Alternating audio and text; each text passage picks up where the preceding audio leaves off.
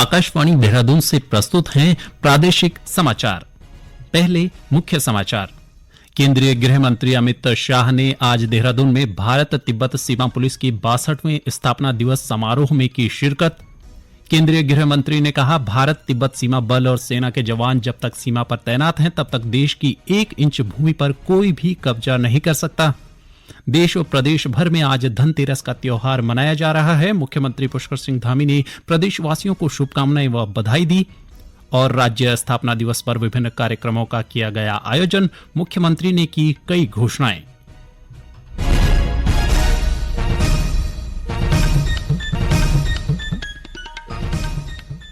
नमस्कार, दोपहर समाचारों के साथ मैं संजय भंडारी।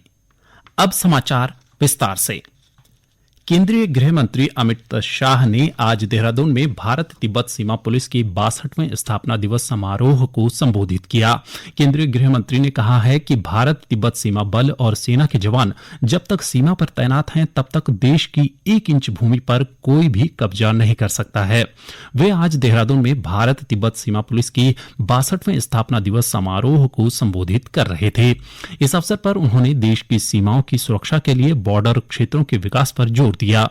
उन्होंने कहा कि भारत चीन सीमा पर 2014 तक औसतन खर्च 4000 करोड़ रुपए सालाना होता था, जबकि पिछले 9 सालों में यह खर्च बढ़कर 12340 करोड़ रुपए हो गया है। सीमावर्ती गांवों के विकास पर जोर देते हुए श्री शाह ने कहा कि प्रधानमंत्री नरेंद्र मोदी के नेतृत्व में केंद्र सरकार ने सीमा से जुड़े गांव में पलायन रोकने के लिए वाइब्रेंट विलेज योजना शुरू की है। इस योजना के तहत प्रथम चरण में सरकार ने सीमा के 19 जिलों के 46 ब्लॉक और 662 गांव में बिजली, सड़क, रोजगार, शिक्षा और स्वास्थ्य व्यवस्था के लिए 4800 करोड़ रुपए का बजट दिया है।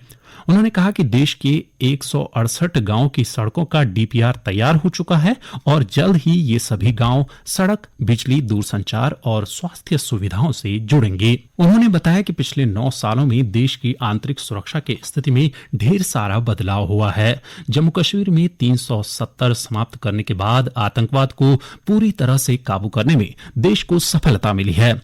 इसके साथ ही वामपंथी उग्रवाद की घटनाओं में भी 80% की कमी दर्ज की गई है। गृह मंत्री ने बताया कि सरकार ने सेना की तर्ज पर केंद्रीय सशस्त्र पुलिस बल के लिए भी विमान और रेलवे में कोटा आरक्षित कर दिया है। श्री शाह ने कहा कि सेना व अर्धसैनिक बलों की सेवा, त्याग और बलिदान अनमोल है और देश उसका सम्मान करता है। उन्होंने कहा कि सीमा पर तैनात सेना, अर्धसैनिक बलों की वजह से आज देश का हर नागरिक सुरक्षित है।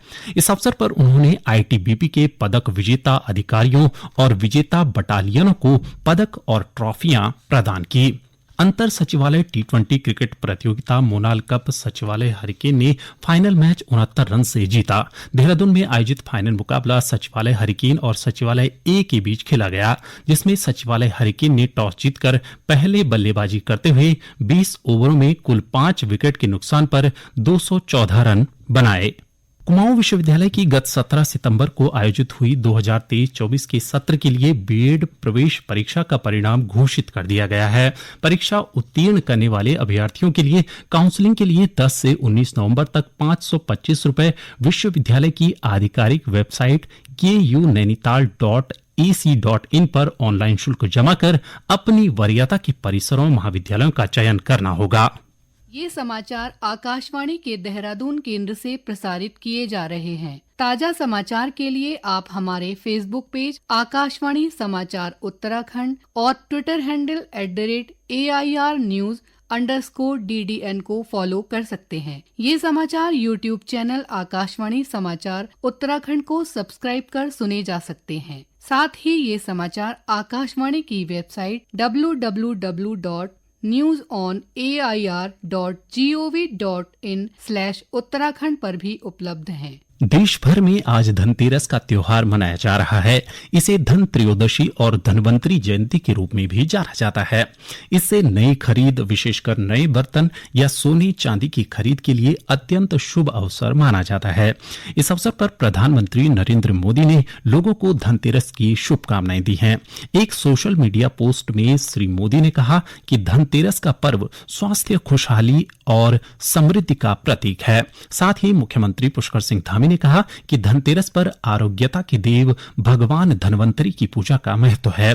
भगवान धन्वंतरी सबके जीवन में सुख, समृद्धि और आरोग्यता प्रदान करें, इसकी उन्होंने कामना की है। इस बीच देहरादून में आयोजित राज्य स्थापना दिवस के मुख्य कार्यक्रम में राष्ट्रपति द्रौपदी मुर्मू ने शिरकत की और सभी प्रदेशवासियों को राज्य स्थापना दिवस की शुभकामनाएं दी। इस अवसर पर मुख्यमंत्री पुष्कर सिंह धामी ने कई महत्वपूर्ण घोषणाएं की। उन्होंने बताया कि राज्य में महिला नीति को जल्द लागू किया जाएगा। जरूरतमंद परिवारों के लिए मुख्यमंत्री कन्या सामूहिक विवाह योजना शुरू की जाएगी। ड्रग फ्री उत्तराखंड के स्वप्न को साकार करने के लिए नशा मुक्त ग्राम और नशा मुक्त शहर की योजना जल्द लाई जाएगी और बाल श्रम उन्मूलन के लिए विशिष्ट कार्य योजना बनाई जाएगी।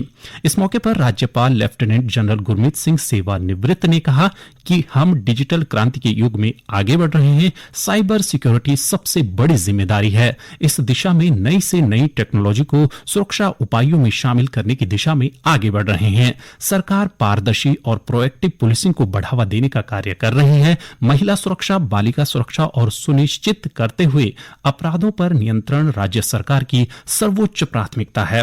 उन्होंने कहा कि आज उत्तराखंड विकास के कई पैमानों पर देश के अग्रणी राज्यों में शामिल हो गया है। प्रदेश की ग्रीष्मकालीन राजधानी गैरसैंण भराड़ीसैंण में राज्य स्थापना दिवस हर्षोल्लास के साथ मनाया गया। मुख्यमंत्री पुष्कर सिंह धामी ने विधानसभा परिसर भराड़ीसैंण में शहीद राज्य आंदोलनकारियों को श्रद्धांजलि अर्पित की। इस अवसर पर उन्होंने भराड़ीसैंण क्षेत्र के विकास के लिए कई घोषणाएं भी की, जिसमें कारगिल शहीद स्वर्गीय रणजीत सिंह आगरचट्टी झिंगुड़ मोटर मार्ग का डामरीकरण, भराड़ीसैंण थारकोट मोटर मार्ग का डामरीकरण, रिखोली डिग्री कॉलेज मोटर मार्ग का निर्माण के सहित मोहन चौरी मेला, कृषि उद्यान व पर्यटन विकास मेला गैरसैंण, पर्यावरण संवर्धन पर्यटन विकास मेला नंदासैंण को 2-2 लाख देने की घोषणा की।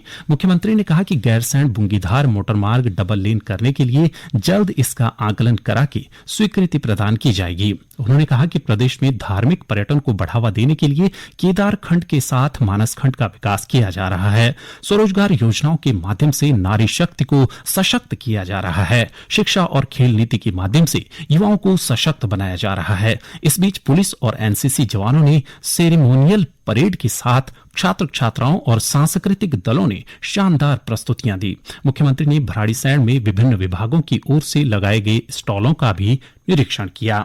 राज्य स्थापना दिवस की 23वीं वर्षगांठ के अवसर पर प्रदेश भर में विभिन्न कार्यक्रमों को आयोजित किया गया, जिसमें लोगों ने बढ़ चढ़कर हिस्सा लिया। वहीं सोशल मीडिया प्लेटफॉर्म एक्स पर डेस्टिनेशन उत्तराखंड दिन भर ट्रेंड होने से इस दिन को और भी खास बना दिया। गौरतलब है कि उत्तराखंड पर्यटन से लेकर वेलनेस, योगा, एडवेंचर टूरिज्म, बागवानी, इंडस्ट्री जैसे क्षेत्रों में निरंतर नई बुलंदियों को छू रहा है। गतिमान चारधाम यात्रा में देश दुनिया के लोगों ने दर्शन किए। अब तक 55 लाख से ज्यादा लोग चारधाम आ चुके हैं। वहीं दिसंबर में होने जा रही ग्लोबल इन्वेस्टर समिट के लिए देश दुनिया में हुए रोड शो ने निवेशकों को उत्तराखंड की ओर आकर्षित किया है, जबकि फिल्म शूटिंग के लिए भी प्रदेश बॉलीवुड के लिए नया डेस्टिनेशन बनता जा रहा है। राज्य स्थापना दिवस पर उत्तरकाशी में आयोजित समारोह में पूर्व मुख्यमंत्री भगत सिंह कोश्यारी ने कहा कि प्रदेश विकास की राह पर तेजी से आगे बढ़ रहा है। आने वाला कालखंड नए व बेहतर प्रदेश निर्माण के नजरिए से महत्वपूर्ण है। उन्होंने सभी से कृत संकल्पित होकर विकसित व आत्मनिर्भर राज्य बनाने के लिए एकजुटता के साथ काम करने का आह्वान किया। अंत में मुख्य समाचार एक बार फिर।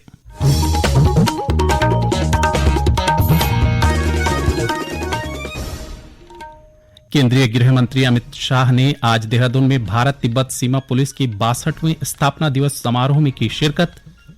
केंद्रीय गृह मंत्री ने कहा, भारत तिब्बत सीमा बल और सेना के जवान जब तक सीमा पर तैनात हैं, तब तक देश की 1 इंच भूमि पर भी कोई कब्जा नहीं कर सकता। देश व प्रदेश भर में आज धनतेरस का त्योहार मनाया जा रहा है। मुख्यमंत्री पुष्कर सिंह धामी ने प्रदेश वासियों को शुभकामनाएं व बधाई दी। और राज्य स्थापना दिवस पर विभिन्न कार्यक्रमों का किया गया आयोजन। मुख्यमंत्री ने की कई घोषणाएं। इसके साथ ही प्रादेशिक समाचार का ये बुलेटिन समाप्त हुआ। नमस्कार।